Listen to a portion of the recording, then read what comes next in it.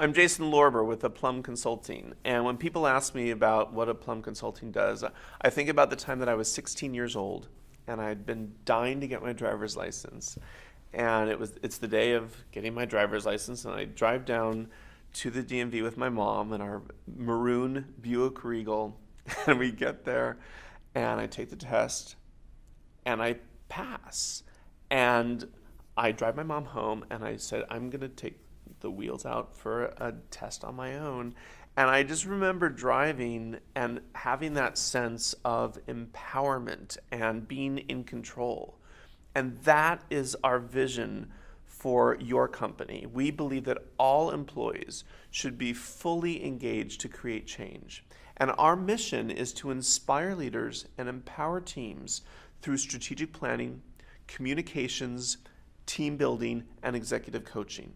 Because when your employees are in the driver's seat and feel that power, that's how you create success.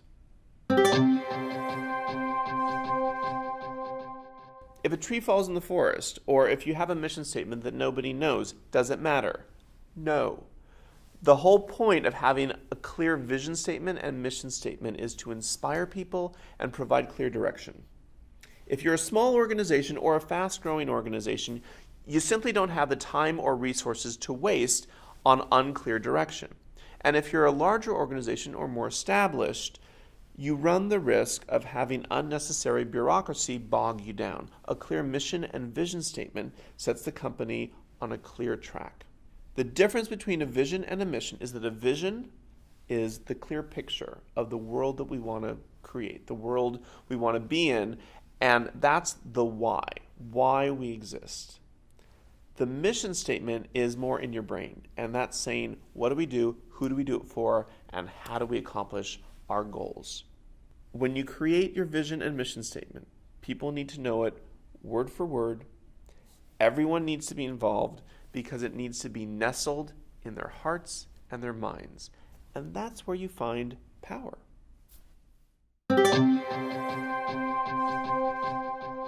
In science, we know that the symbol for change is a triangle. At Aplomb Consulting, we've taken the triangle and applied it to the business setting to create sustainable change by naming the three sides of the triangle: product, process, and people. Where product is what we're trying to accomplish, whether it's a strategic plan, creating the centers of excellence, launching a new product or service. The process is about conducting our research. Did we take into account our finances? Did we look at competitors, changing technologies, best practices from our competitors and our peers? And the people is about the relationships at our organization. Do people feel invigorated and excited at the end of our process, or are they burnt out? And did we involve the right people into our endeavor? Because we know that the people who are responsible for creating change should be the people designing it. Your job as CEO is to ensure that all three sides of the triangle are met, that you're in balance. Where are your natural go-to spots? Where is the senior management team? Where are their strengths, and where are we as an organization? Making sure that you can leverage your strengths but also fill in your blind spots. And then when you can balance all three sides of your triangle, that's where you create sustainable change. All right, let's talk about strategic plans. So we know we need a strategic plan because it provides a clear roadmap that enables us to guide our work and make clear decisions. We know what we're going to do and what we're not going to focus our energy on. What a strategic plan is starts with the vision statement, the mission statement, the goals, and the strategies to accomplish those goals. That's it. Real simple, 1 or 2 pages. Now, some organizations like to flesh it out even more, and they, under the strategies, like to add in tactics and timelines and budgets. And you can do that, but then it turns into an operational plan. The other thing to keep in mind is the relationship between a strategic plan and strategic planning. The plan itself is this document that once we created, we have it and we can operationalize it with an operational plan. But the strategic planning is the larger context. And so when we create our strategic plan, we want to engage everyone throughout the organization through focus groups, surveys, workshops. And the more that they're engaged in this, the more that we're building our strategic planning muscle.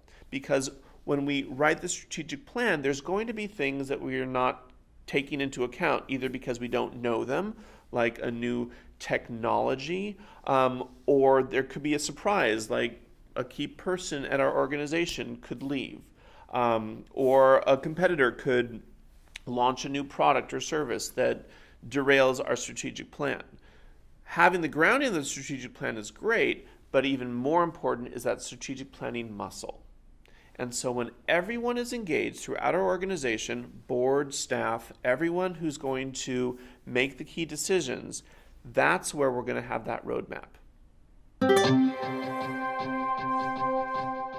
If you've never been to the gym before, I highly recommend you get a personal trainer, someone to show you the equipment, make sure you don't throw out your back. But also if you're a professional athlete, if you're an Olympian, you have a personal trainer because you always want to accomplish more. You're never satisfied with what you have.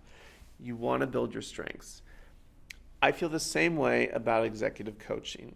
When I team with people in an executive coaching relationship, it's usually with CEOs who have a strong sense of who they are and where they're going, but they want to have a safe space where they can work with someone who can challenge them, who can ask them questions that they just don't have the space to ask themselves. And usually when you're going through your day and you're working with your customers or your staff, you don't have time to be introspective and understand, well, what's holding me back and what do I want to accomplish next?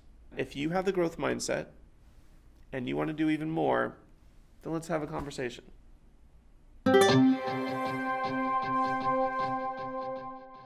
Have you ever been to a presentation and at the end of the presentation you're like, oh, that was good, that was helpful, but you can't really put your finger on what your takeaway was?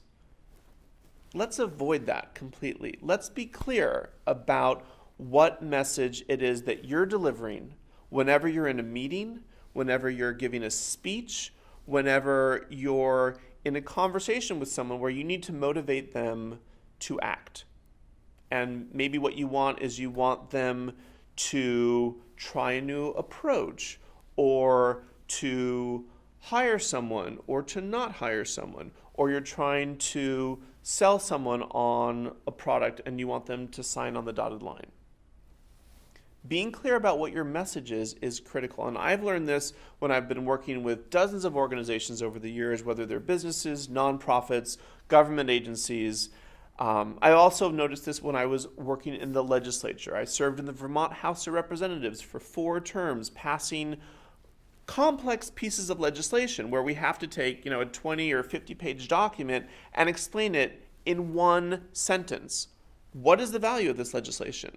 Why should you vote for it, or why should you vote against it? And I found the same is true when I'm a comedian on stage. I got to open for Joan Rivers. This is when she was alive. She would have liked that joke. And when I was there with her, I understood the importance of finding the humor in your joke.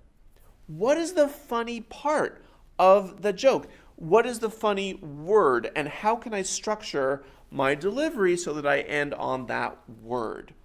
Finding your message is critical. You need to know what it is. Everything you say will relate to that message so that you can zero in on it. So the question is, what's your message?